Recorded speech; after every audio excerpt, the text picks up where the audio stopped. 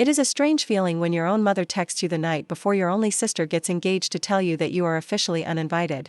She did not say those exact words, of course, but the text message was crystal clear.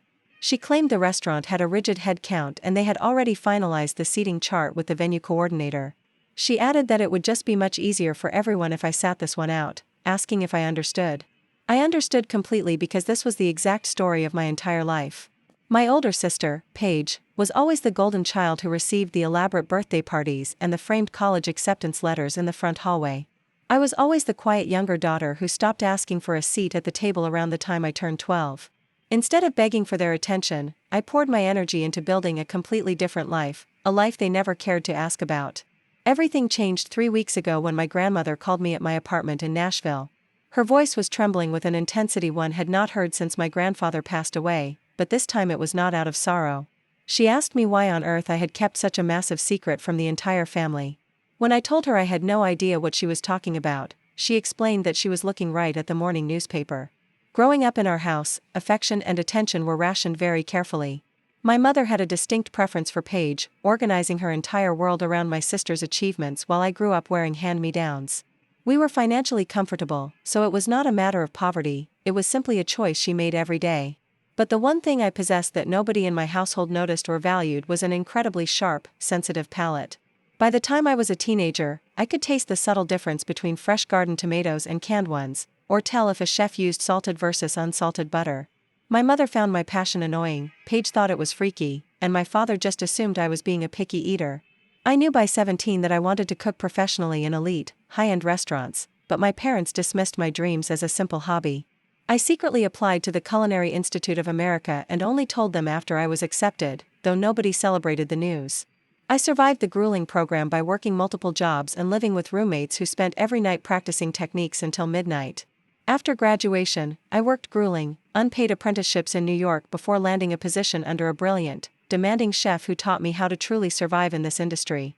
Eventually, that chef recommended me for a position in Nashville, and within 18 months of relentless dedication, I became the head chef at an acclaimed restaurant called Sage.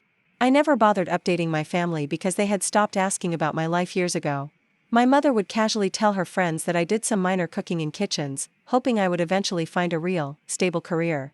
Paige's engagement dinner was booked at a highly rated venue called the Obsidian, located in their city just 40 minutes away from my restaurant. Her fiancé was a perfectly nice man in real estate, and when Paige originally called me, she claimed she just wanted to give me a heads up so I wouldn't accidentally ruin my schedule. She never actually extended an invitation, and then my mother sent the infamous headcount text. What my family did not realize was that two massive events were colliding on the exact night of that dinner. First, a prestigious national culinary magazine had just published its annual list of the top new chefs in the country, and I was featured prominently on it.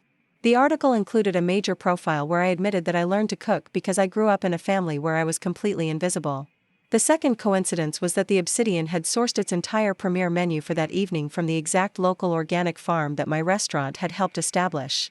The general manager of the venue knew exactly who I was and had printed a special tribute to me directly onto the evening's menu cards. I was in the middle of a chaotic dinner service when my phone began exploding with missed calls.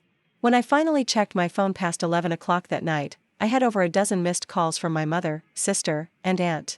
I sat down on the back alley steps of the kitchen and called my grandmother back first. She immediately read the entire magazine profile to me over the phone, her voice filled with pride as she told me I was extraordinary and that she finally knew what to tell people. I later learned the details of the dinner drama from my aunt and cousin, who watched the entire evening implode from across the table. The party included 30 wealthy guests, and my mother was desperate to impress her new, affluent in-laws. But the moment the groom's older sister, a prominent local food critic, read the menu card, she loudly asked the table if anyone was related to the famous chef listed. My mother awkwardly stammered that it was her maiden name, but the groom's family had already pulled up the gorgeous feature article on their smartphones. The main photograph showed me standing proudly in my chef's jacket, looking confident and completely in control of my world. When the groom's cousin pointed out the striking resemblance, Paige's face froze entirely, and her voice sounded like a door slamming shut. My mother instantly tried to damage control the situation by whispering that I was simply independent and rarely stayed in touch with the family. But my outspoken aunt shut that lie down immediately, reminding the entire table that I called regularly and had even sent them free VIP reservations that they ignored. The entire dining room fell into an incredibly uncomfortable silence as the groom quickly tried to change the subject.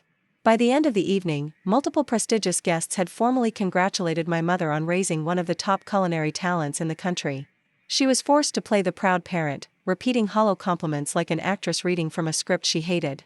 I did absolutely nothing to sabotage my sister's special night, but my hard work spoke for itself while I was miles away. My sister left a furious voicemail accusing me of intentionally stealing her spotlight without even showing up to the dinner. She demanded to know why I hadn't warned her about the magazine feature before hanging up on me. I listened to the message calmly, deleted it without responding, and spent the next morning laughing on the phone with my grandmother, who eagerly booked a table to come try my food. My mother waited 2 full days to call me, leaving a carefully worded message that completely avoided taking real responsibility for her actions. She claimed the dinner was wonderful and suggested a casual meeting, blaming our entire strained relationship on a simple communication issue. I listened to it while prepping my station for the afternoon rush, left the phone on the counter, and chose not to reply. My father sent a brief text a week later, noting the success of the article and asking if they could finally visit the restaurant. It contained no real apology for the uninvited dinner or the decades of dismissal, but it was a tiny crack in the wall. After 2 weeks of reflection, I texted back that they could let me know the next time they were in town. Paige still refuses to speak to me, and I realize I don't need a grand confrontation or a rehearsed speech to clear the air. The undeniable truth has already revealed itself, and I no longer need to seek validation from a family that refused to see me. I spent years honing my craft in empty rooms without an audience, and that silence gave me the ultimate freedom to grow. Right now, the morning sun is rising over my quiet kitchen at Sage, and a fresh delivery of beautiful seasonal fruit is waiting on my counter.